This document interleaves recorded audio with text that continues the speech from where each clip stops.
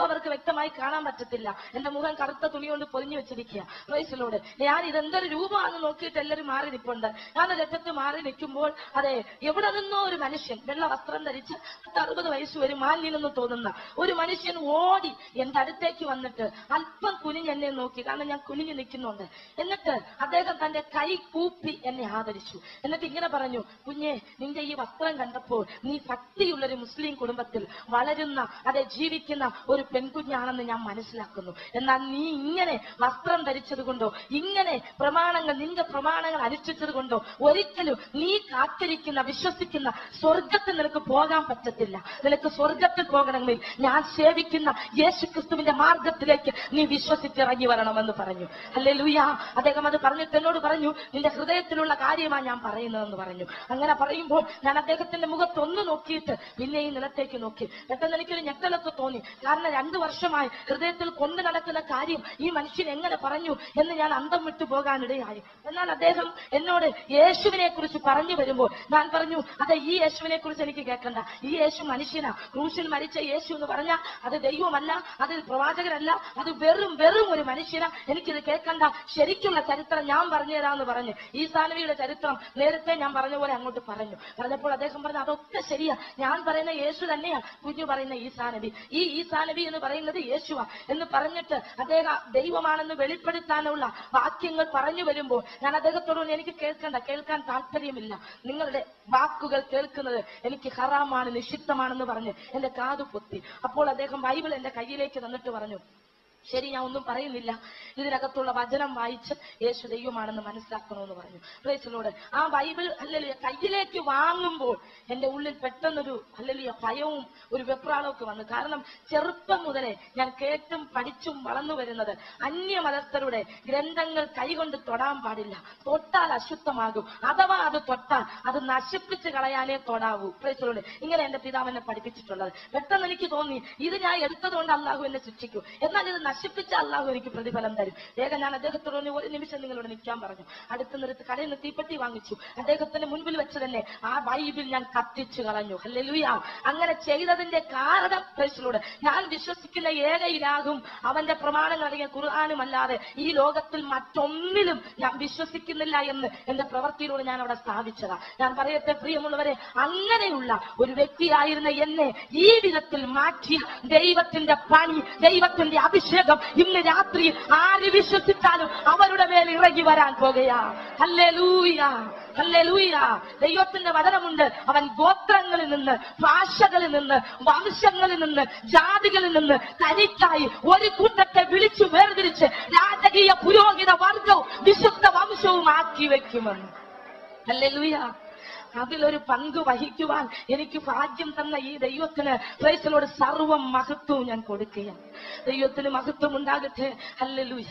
അങ്ങനെ പറഞ്ഞ് അതെ ആ പ്രവൃത്തി ഞാൻ ചെയ്തിട്ട് അദ്ദേഹത്തോട് പറഞ്ഞു, നിങ്ങൾ എന്റെ മുൻപിൽ നിന്ന് മാറിപ്പൊയ്ക്കോ, എനിക്ക് നിങ്ങളെ മുഖമൊന്നും കാണണ്ട, നിങ്ങളെ വാക്കും കേൾക്കേണ്ട, പൊയ്ക്കോളാൻ പറഞ്ഞു. അപ്പോൾ അദ്ദേഹം എന്നോട് പറഞ്ഞു, നീ ഇപ്പോൾ തള്ളിപ്പറഞ്ഞ യേശു അവൻ നിന്നെ കണ്ടിരിക്കുകയാണ്. പ്രൈസിലോ നീ കത്തിച്ച് കളഞ്ഞതുപോലെ ഒരു ബൈബിളും കയ്യിൽ പിടിച്ച് അതെ ഈ തള്ളിപ്പറഞ്ഞ യേശു ദൈവമാണെന്ന് വിളിച്ചു പറഞ്ഞുകൊണ്ട് നിന്റെ ജനത്തിന്റെ നടുവിൽ ലോകത്തിന്റെ വിവിധ ഭാഗങ്ങളിലേക്ക് നീ പോകാൻ പോകുകയാ. ആ നാളുകൾ ഇതാ വരാൻ പോകുന്നു എന്ന് പറഞ്ഞിട്ട് ആ മനുഷ്യൻ മടങ്ങിപ്പോയി. ഹല്ലേലൂയ. ഇന്ന് രാത്രി ഞാൻ പറയാം, ഇതുപോലൊരു വിളിക്കായി ദൈവം ചിലരെ ഇവിടെ കണ്ടിട്ടുണ്ട്. Price the Lord. ഹല്ലേലൂയ. എന്ന് പറഞ്ഞാൽ ഏത് മണ്ഡലത്തിൽ ഇരിക്കുന്നവനോടും ചെന്ന് നിന്ന് മുഖത്ത് നോക്കി നിന്റെ മാർഗമല്ല, അത് യേശുവിന്റെ മാർഗമാണ്, അത് സത്യമാർഗമെന്ന് വിളിച്ചു പറയുവാനുള്ള ഒരു ധൈര്യത്തിന്റെ അഭിഷേകം ഇവിടെ ഇറങ്ങി വന്നിട്ടുണ്ട്. അത് പ്രാപിക്കുന്നവർ ഇന്ന് രാത്രിയിൽ ഏൽപ്പിച്ചു കൊടുക്കട്ടെ, കരങ്ങളെ തട്ടിവരെ മഹത്വപ്പെടുത്തട്ടെ. ഹല്ലേലൂയ. Praise the Lord.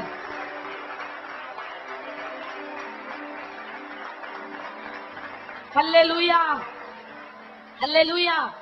ഇനി ഞാൻ പറയാം പ്രൈസ് ദി ലോർഡ്. അതെ, നമ്മുടെ പേരിൽ അറിയപ്പെടാൻ പോകുന്ന ദൈവത്തിന്റെ പ്രവൃത്തിയെ കുറിച്ച് ദൈവമക്കളല്ല പറയാൻ പോകുന്നത്, ക്രിസ്ത്യാനികളല്ല പറയാൻ പോകുന്നത്. Price the Lord. യേശുവിനെ കുറിച്ച് ഒരിക്കൽ പോലും അറിഞ്ഞുകൂടാത്ത അല്ലെങ്കിൽ അംഗീകരിച്ചിട്ടില്ലാത്ത ഒരു ജാതി വിളിച്ചു പറയാൻ പോകുക സാംസൺ കൊട്ടൂരിന്റെ ദൈവമെന്ന്, ഹല്ലേലൂയ, അല്ലെങ്കിൽ നസീല ബീവിയുടെ ദൈവമെന്ന്, അല്ലെങ്കിൽ ഇവിടെ ഇരിക്കുന്ന പ്രിയപ്പെട്ടവരുടെ ദൈവദാസന്മാരുടെ ദൈവമെന്ന് ജാതികൾ വിളിച്ചു പറയാൻ പോകുന്ന കാലഘട്ടത്തിലേക്ക് ഈ 2008 എന്റെ ദൈവം മാറ്റാൻ പോകുന്നെന്ന് ദൈവത്തിന്റെ ആത്മാവിനെല്ലാം വിളിച്ചു പറയട്ടെ. Hallelujah, hallelujah.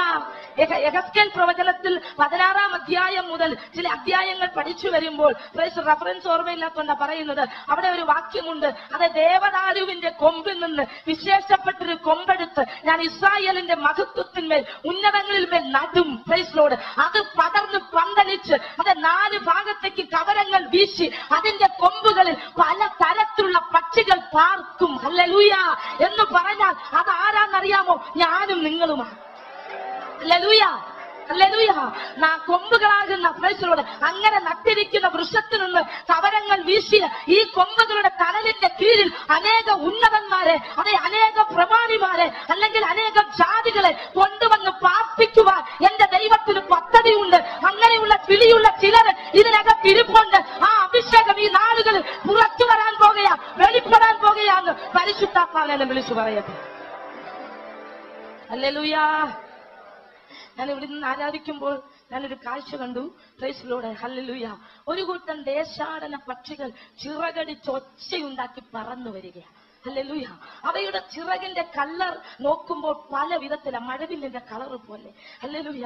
അപ്പോഴാണ് ഈ വാക്യം, എപ്പോഴോ ഞാൻ വായിച്ചിട്ടുള്ളത്, ഈ വാക്യം എന്റെ ഓർമ്മയിലേക്ക് വന്നു. എന്റെ ദൈവം എന്നോട് പറഞ്ഞു, പലതരത്തിൽ അത് നിറമുള്ള പക്ഷികൾ, അത് തൂവലുള്ള പക്ഷികൾ അത് ഈ കൊമ്പിന്റെ കീഴിൽ പാർക്കുമെന്ന് പറഞ്ഞാൽ ഈ ആലോചനയുള്ള ഈ ദൈവവിളിയുള്ള ചില പ്രിയപ്പെട്ടവർ ഇന്ന് രാത്രിയിൽ ഇതിനകത്ത് വന്നിട്ടുണ്ട്. Praise the Lord. അനേകം അനാഥർക്കും അഗതികൾക്കും ആശ്രയം കൊടുപ്പാൻ, തണൽ കൊടുപ്പാൻ. Praise the Lord. അനാഥർക്കും അഗതികൾക്കും മാത്രമല്ല, ദേശാടന പക്ഷികൾ എന്ന് പറഞ്ഞാൽ അത് ദൂരദേശങ്ങളിൽ വിദേശങ്ങളിൽ പാർക്കുന്നതാ.